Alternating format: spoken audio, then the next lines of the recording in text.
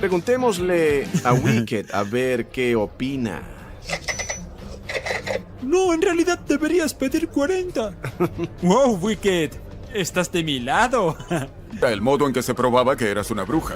Seguían apilando ladrillos en tu pecho hasta que confesabas y si no lo hacías, solo morías.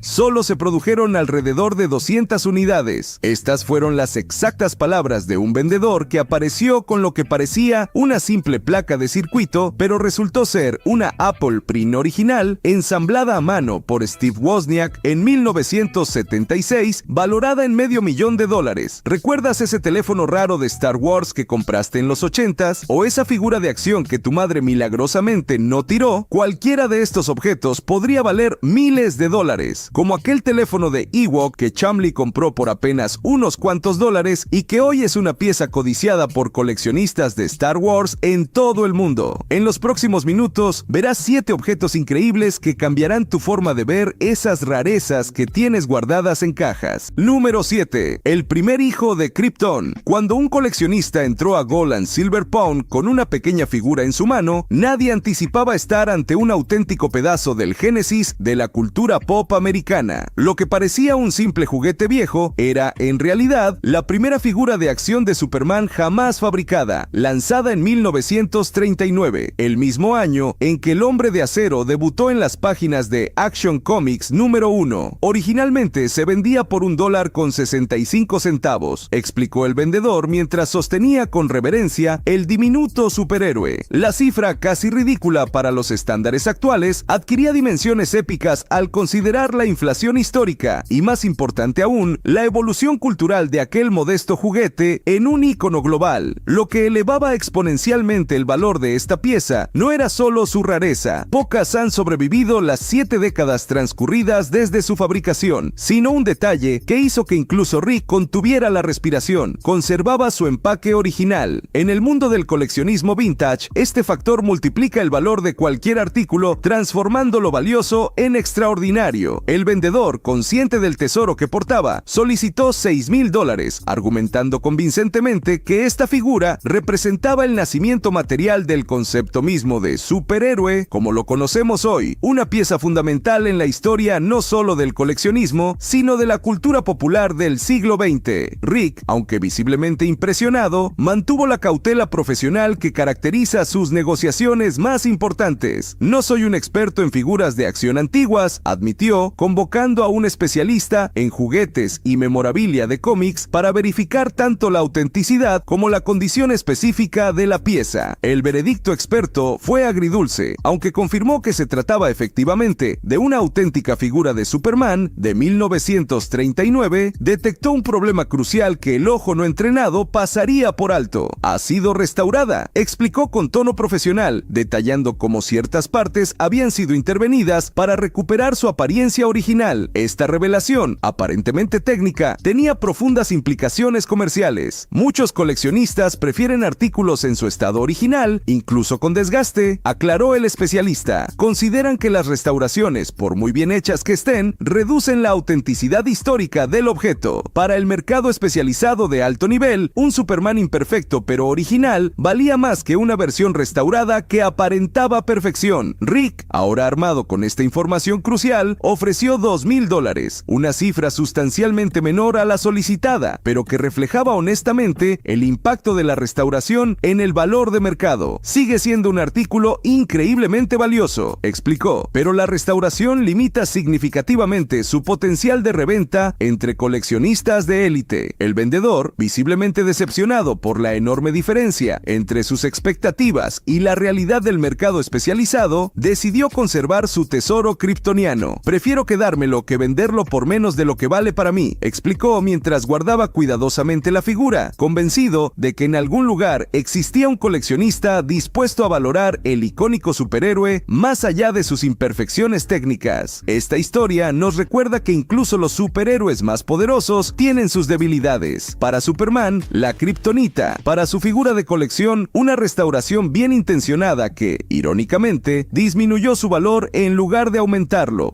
Número 6. La manzana que cambió el mundo. Hay momentos en Gold and Silver Pound donde el valor histórico trasciende cualquier consideración monetaria. La aparición de una Apple Impulse, una de las primeras computadoras personales ensamblada a mano por Steve Wozniak en 1976, representó uno de esos raros instantes donde incluso Rick Harrison parecía más coleccionista que comerciante. Solo se produjeron alrededor de 200 unidades, explicó el vendedor mientras presentaba lo que parecía una simple placa de circuito con componentes antiguos. Para el ojo no entrenado, podría parecer chatarra electrónica obsoleta. Para los conocedores, era el equivalente tecnológico de un manuscrito de Da Vinci. El experto convocado para la evaluación apenas podía contener su entusiasmo mientras examinaba meticulosamente la reliquia digital. Es un ejemplar asombroso, declaró, destacando que su completa funcionalidad y conservación excepcional la convertían en una de las Apple Green más codiciadas del mundo. Su valoración de $500,000 reflejaba tanto la extrema rareza como la importancia histórica indiscutible. Rick, visiblemente impresionado, se encontró en un dilema poco habitual, enfrentado no a la duda sobre la autenticidad o valor, sino a las limitaciones prácticas de su propio negocio. Es una pieza increíble, pero el riesgo financiero es demasiado alto para nosotros, explicó con evidente pesar. La decisión de no comprar la computadora pionera ilustra perfectamente las complejidades del negocio de las antigüedades. Incluso, los objetos más valiosos pueden resultar impracticables cuando el capital requerido y la especialización del mercado superan ciertos umbrales. Meses después, la noticia de que aquella misma Apple primero había sido subastada por $458,711 confirmó tanto el valor excepcional de la pieza como la sabiduría comercial de Rick. Fue una gran oportunidad, reflexionó al conocer el resultado, pero sigo convencido de que el riesgo era demasiado alto para nosotros. Este episodio nos recuerda que algunas piezas de historia son tan valiosas que trascienden incluso las capacidades de los comerciantes más experimentados, destinadas a museos o colecciones privadas de élite, donde su valor cultural supera cualquier consideración puramente comercial. Número 5. La gema crepuscular. Es una gema de la tarde, explicó el vendedor mientras colocaba sobre el mostrador una impresionante cuncita de 323.8 quilates, cuyo delicado tono rosa-violeta capturó inmediatamente la atención de todos los presentes. Si se expone demasiado a la luz solar, puede perder su color. Esta característica poética, una piedra preciosa que prefiere el atardecer, añadía un elemento romántico a una gema ya de por sí impresionante por su tamaño y pureza. Rick, habitualmente más familiarizado con metales preciosos que con gemas exóticas, mostró genuina curiosidad mientras la examinaba con cautela. Para asegurar una evaluación precisa, convocó a un gemólogo profesional quien, armado con lupa y refractómetro, confirmó tanto la autenticidad como la calidad excepcional de la piedra. Su gran tamaño y color intenso la hacen altamente deseable, explicó, aunque matizó que el mercado para cuncitas era más limitado que el de gemas tradicionales como diamantes o esmeraldas. La valoración entre $9,600 y $16,000 reflejaba tanto las cualidades intrínsecas como las realidades comerciales. Rick, siempre consciente de los costos adicionales asociados con la preparación para la venta, ofreció $5,000, explicando que necesitaría invertir en montar la gema en una pieza de joyería atractiva para maximizar su valor. El vendedor, comprensiblemente, esperaba una oferta más cercana a los $10,000, dando inicio a una negociación donde cada parte defendió su posición con argumentos sólidos. Finalmente, el compromiso llegó en forma de $6,500, una cifra que, aunque distante de la valoración máxima, permitía al vendedor obtener una suma significativa y a Rick mantener un margen de ganancia razonable. Para el equipo de Pawn Stars, la cuncita representaba una inversión prometedora en el mercado de joyería fina. Para nosotros, observadores ocasionales, un recordatorio de que incluso las gemas más impresionantes están sujetas a las mismas leyes económicas que gobiernan cualquier transacción comercial. Número 4. La moneda desfigurada. En el mundo de la numismática, las imperfecciones generalmente disminuyen el valor. Sin embargo, existen excepciones notables donde los errores se transforman en tesoros. La moneda Morgan Scarface de 1888, o que apareció un día en la tienda, ejemplifica perfectamente esta paradoja. Al principio pensé que solo era un rasguño, confesó el vendedor mientras presentaba la pieza de plata con una visible cicatriz cicatriz atravesando el rostro de Lady Liberty. Esta dramática deformación, lejos de ser un daño accidental, era el resultado de una grieta significativa en el troquel de acuñación, un error tan distintivo que había otorgado a la moneda un apodo inspirado en el famoso gángster cinematográfico. Rick, cuyo conocimiento sobre monedas es legendario, reconoció inmediatamente la potencial rareza, pero, fiel a su metodología, convocó a un experto para confirmar la autenticidad y valor específico de la pieza. La evaluación no dejó lugar a dudas. Se trataba de un ejemplar auténtico de una variedad extremadamente codiciada, con menos de 100 piezas conocidas en estado de colección. Un ejemplar en mejor estado llegó a venderse por casi $20,000 en una subasta, explicó el especialista, valorando esta moneda específica en $7,000. Considerando el nicho especializado y la necesidad de encontrar un comprador adecuado, Rick ofreció $4,500, un monto considerable pero significativamente inferior a la valoración experta. El vendedor, evidentemente decepcionado pero no sorprendido, rechazó la oferta, mencionando propuestas previas más generosas. Te recomendaría llevarla a subasta si buscas obtener un precio más cercano a la valoración, sugirió Rick, mientras el vendedor se retiraba con su tesoro numismático, convencido de encontrar mejor fortuna en otro mercado. Este episodio ilustra perfectamente la paradoja del coleccionismo. A veces, las imperfecciones pueden transformarse en virtudes, y lo que en principio parece un defecto puede convertirse en el atributo más valioso de una pieza. Número 3. El manual de caza de brujas. Pocos objetos combinan oscuridad histórica y fascinación morbosa como el libro que un día apareció en Gold and Silver Pound, El juicio de las brujas, un volumen de 1716 que documentaba procesos judiciales contra mujeres acusadas de brujería en Inglaterra. Lo que hacía particularmente valioso a este tomo no era solo su antigüedad, sino su influencia directa en los infames juicios de Salem. Según explicó el vendedor, este caso sentó precedente al aceptar la prueba espectral, testimonios basados en visiones y sueños como evidencia válida, abriendo la puerta a una de las histeris colectivas más oscuras de la historia americana. Rick, cuya fascinación por libros antiguos es conocida entre los seguidores del programa, examinó el volumen con evidente interés, aunque su ojo experto detectó inmediatamente un detalle potencialmente problemático. Había sido reencuadernado, alteración que podría afectar significativamente su valor en el mercado de libros raros. La experta convocada confirmó las sospechas de Rick. Se trataba de una segunda edición de 1716, mientras que la primera, y considerablemente más valiosa, databa de 1700-1682. A pesar de esta circunstancia, destacó su importancia histórica como ventana a la mentalidad de una época donde la superstición y el miedo gobernaban la vida cotidiana. Su valoración de $1,500 a $1,600 reflejaba tanto el valor histórico como las limitaciones mencionadas, además de señalar un detalle interesante del mercado. Los libros sobre brujería y ocultismo han experimentado un auge en los últimos años. Rick, aplicando su habitual estrategia negociadora, ofreció $900, cifra que el vendedor rechazó inicialmente, insistiendo en el precio sugerido por la experta. Tras el característico regateo, ambas partes encontraron un punto medio en $1,000. Para Rick, representaba una adquisición inteligente que combinaba antigüedad, temática fascinante y potencial comercial. Para nosotros, observadores del siglo XXI, un sombrío recordatorio de épocas donde el miedo a lo desconocido podía convertirse en una sentencia de muerte. Número 2. El cazar recompensas prohibido. Existen objetos raros y luego está el Rocket Firing Boba Fett, el santo grial del coleccionismo de Star Wars. Cuando un vendedor colocó sobre el mostrador este prototipo de 1979 que nunca llegó a las tiendas, incluso Rick Harrison, no precisamente un entusiasta de la ciencia ficción, comprendió que estaba ante algo extraordinario. ¿Qué hacía tan especial a esta pequeña figura de plástico? Su historia. Diseñado por Kenner para la línea de juguetes basada en El Imperio Contraataca, este Boba Fett incluía un pequeño cohete en la espalda que podía dispararse presionando un botón. Sin embargo, preocupaciones sobre su seguridad, específicamente el riesgo de asfixia, llevaron a cancelar su producción masiva antes de que llegara a las estanterías. Esta figura en particular fue exhibida en la Feria del Juguete de Nueva York de 1979, explicó el vendedor con reverencia, añadiendo una capa adicional de unicidad a un objeto ya legendario. Consciente de las limitaciones de su conocimiento sobre juguetes de Star Wars, Rick Rick llamó a un especialista. La evaluación del experto confirmó lo extraordinario de la pieza. No solo era un prototipo auténtico, sino posiblemente el único que conservaba su empaque original. Es uno de los objetos más codiciados por los coleccionistas de Star Wars, sentenció, estimando su valor en $125,000. El regateo que siguió no se parecía en nada a las negociaciones habituales en la tienda. El vendedor solicitó $150,000, argumentando que su rareza solo aumentaría con el tiempo. Rick, siempre cauteloso con inversiones de 6 cifras, ofreció $100,000, balanceando su fascinación con la necesidad pragmática de asegurar un margen de ganancia. Finalmente, el vendedor decidió conservar su tesoro, convencido de que en el universo del coleccionismo existía algún fanático dispuesto a pagar el precio completo. Rick quedó con la sensación ambivalente de haber dejado escapar una pieza extraordinaria, pero también de haber evitado un riesgo excesivo en un mercado tan especializado. Este pequeño cazarrecompensas de plástico demostró que, a veces, los objetos más valiosos son precisamente aquellos que nunca llegaron a existir oficialmente. Número 1. El teléfono peludo de una galaxia muy lejana. La cultura pop produce objetos tan extraños como memorables, y pocos ejemplifican mejor esta verdad que el teléfono de Ewok que apareció un día en la tienda. Este peculiar aparato, modelado a semejanza de Wicket, el entrañable personaje peludo de El Retorno del Jedi, representaba esa época dorada cuando las licencias de Star Wars se aplicaban a literalmente cualquier objeto doméstico imaginable. Todavía está en su caja original, explicó orgulloso el vendedor mientras Chum-Li, cuyo amor por Star Wars es legendario en la tienda, examinaba el artefacto con ojos brillantes de niño en Navidad. Lo que hacía especial a esta pieza no era solo su rareza, sino su condición prístina. Nunca había sido utilizado, conservando ese aura nostálgica de los años 80 intacta dentro de su empaque. La fascinación de Chum-Li contrastaba notablemente con el escepticismo de Rick, quien frunció el ceño ante la perspectiva de una inversión en lo que consideraba un nicho demasiado específico. ¿Realmente hay mercado para un teléfono de Ewok? Swingueó con su habitual pragmatismo comercial. El vendedor, consciente de la peculiaridad de su artículo, pidió $175, defendiendo su valor con el argumento infalible de la rareza y el excelente estado de conservación. Chum-Li, asumiendo el papel de negociador que normalmente evita, contraofertó con $75, iniciando una danza de cifras que culminaría en $95. El momento más entrañable llegó cuando, antes de cerrar el trato, Chum-Li decidió consultar con el mismísimo Ewok la bondad de la transacción. Presionando botones del teléfono, provocó una serie de sonidos electrónicos que interpretó como una aprobación entusiasta, arrancando risas a todos los presentes. Rick, aún dubitativo sobre la sabiduría de la compra, se limitó a sacudir la cabeza mientras Chum-Li celebraba su adquisición, convencido de que algún fanático de la saga galáctica pagaría generosamente por llevarse a casa este peculiar fragmento de historia de las telecomunicaciones intergalácticas. Y ahí lo tienen, amigos, 7 objetos extraordinarios que desafiaron las expectativas y ampliaron los horizontes de Gold y Silver Pawn, desde juguetes que nunca llegaron a las estanterías hasta tecnología que cambió el curso de la humanidad. Estos tesoros ejemplifican la increíble diversidad que puede cruzar el umbral de una casa de empeños. ¿Cuál de estos objetos les pareció más fascinante? ¿Habrían invertido en la Apple Ring a pesar del riesgo? ¿Tienen en casa algún juguete de Star Wars que podría valer una fortuna? Háganoslo saber en los comentarios, no olviden suscribirse y nos vemos en la próxima exploración de las maravillas ocultas del mundo del coleccionismo.